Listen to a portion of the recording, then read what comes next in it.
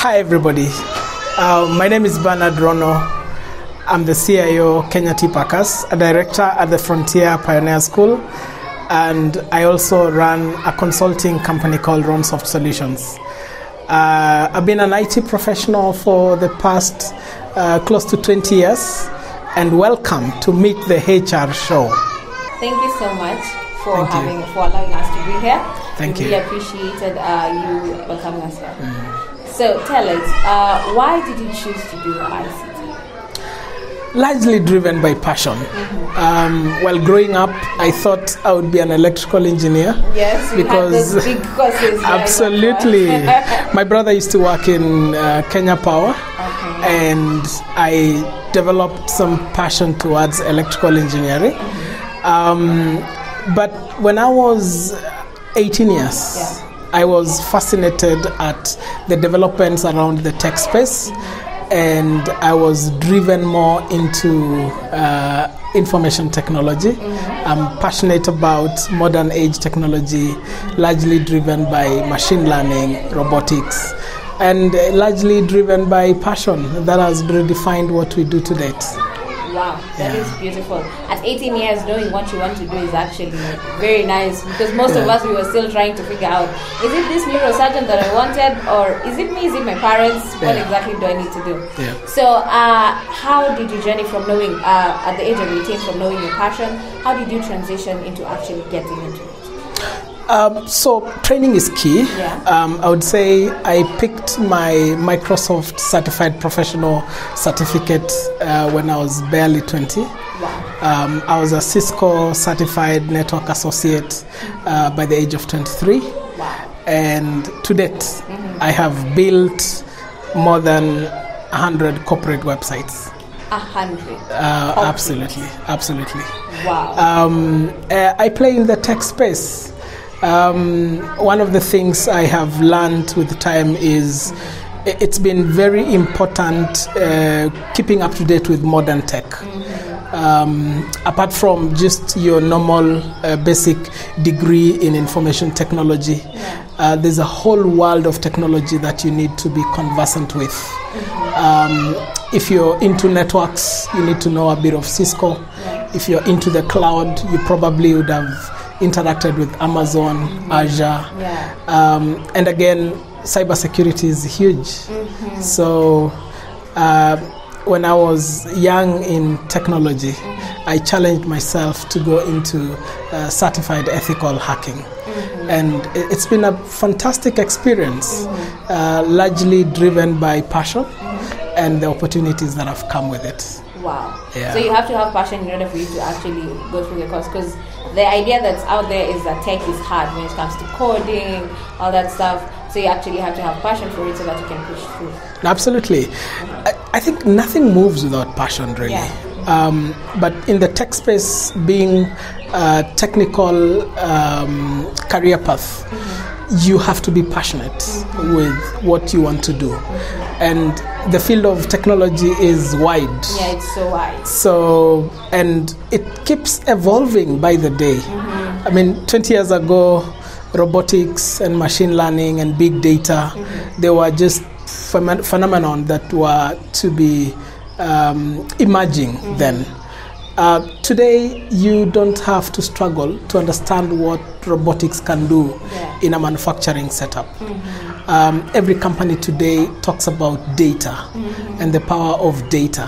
Whether it's a leading Tier 1 supermarket or it's a manufacturing company down the street, every company is looking at how do I leverage on technology for growth. And getting into this industry was largely inspired by technology mentors. I had a former ICT manager in Everready, my friend James, who inspired me into technology. One time when I was in first year in the University of Nairobi, I walked to James' office and I looked through his office and I saw a photo he took with Bill Gates. And He inspired me to think like, tech. Yeah, I want to absolutely, I want to pursue absolutely, this. yeah. Wow. And here we are right now. So you went to campus. Yep. You studied the course for how long? 4 years. 4 years. Yes. And so when you were studying the course, did you pick IT in itself, or did you are there branches inside IT that you pick and? No, IT is wide, and today, if you're doing mathematics and physics, or you're doing information technology, or you're doing computer science, computer engineering, all of those fields can land you in a tech space. But you also have experts who've studied anthropology, but they've navigated their way into the tech space. Wow. Largely driven by what are you passionate about. There's a lot of opportunity around the tech space. I also hold the opinion that our technology curriculum in Kenya today is in dire need of overhaul, because I'm not quite certain that what we teach our university students today is preparing them for the next disruption. We are at the Frontier Pioneer School, and as early as this stage, we are teaching 5-year, 6-year, 7-year-olds the basics of Python programming. So if you're teaching a 6-year, 7-year-old the basics of Python through Codris Africa, then what more should a first-year JKUAT University student cover? And so our field is very dynamic, extremely dynamic, and it provides a very good platform for innovation. There's always space to disrupt in our IT space. There's always space to learn more, there's always space to venture into absolutely. And so what is the difference between ICT and IT?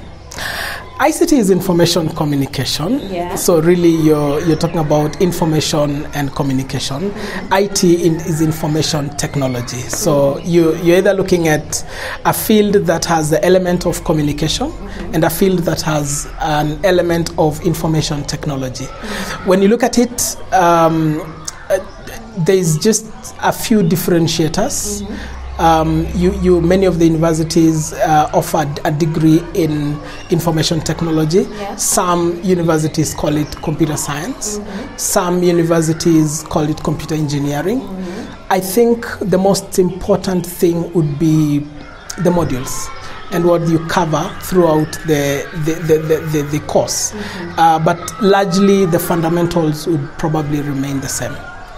So there's no much difference between ICT and IT? No much difference. It's pretty much the same thing. Pretty much the same. Going to the job market. Absolutely. The same things are required. Absolutely. Okay, so would you describe a day in your life as an ICT expert? So I'm the head of ICT in Ketepa.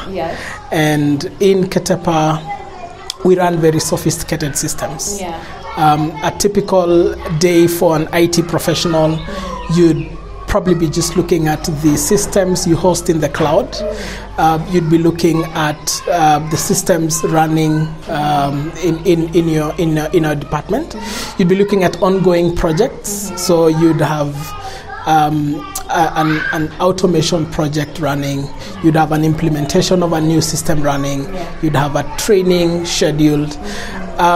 I normally say that if you are in the tech space, by virtue of being in the tech space, you're really a project manager.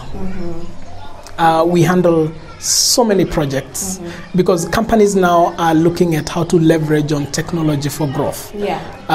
Whether you're sitting in senior management and there's need for data analytics, or you're brainstorming on how to cut down costs in an organization where technology input is required. Or for our case, because in Ketepa we are in the FMCG space, we'd probably be installing IoT devices in a fleet of over 60 vehicles. And there's really no dull day at work.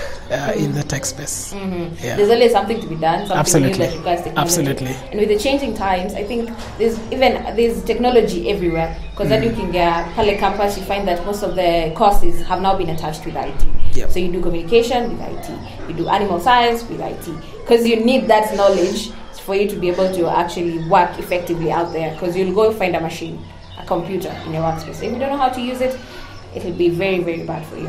So while working in the ICT space, let's say someone hacks your system. What are the measures that you take? Now, a very interesting phenomenon, Yes. because we are largely moving into the digital space. And if you are online, then you're vulnerable. Just being online. Most people call it, most people talk about my account in Facebook as being hacked. Yeah. Sometimes it's not necessarily a hack. Sometimes it's just a takeover. Oh. There are basic things around cybersecurity that would concern me. The frequency of your change of passwords, whether you have implemented multi-factor authentication, and I mean basic things like access to your Instagram account. It's very important for you then to be aware of what is happening within your digital space. For example, do you have alerts? Do you know when your account is logged in? Do you recognize the devices where your accounts have been used? 60 to 70% of the challenges people have had with either a website getting compromised or a social media page for a major corporate organization taken over by unknown people. When you look at the root cause analysis of such a hack, largely it boils down to the basics of cybersecurity, account management, password reset. You're looking at issues around device management, alerts. You're looking at the admins. So if you run a Facebook page, for example, that has 1 million followers, it's very important that you keep track of who are the admins of this page. And I know sometimes in organizations you hire digital page managers, and for some reason they leave. Almost 85% of the cyber attacks around corporate pages are really insider attacks. Either someone who's working with you and you parted ways not so well, or a competitor who doesn't like what you're doing and the progress you're making, and your page ends up defaced.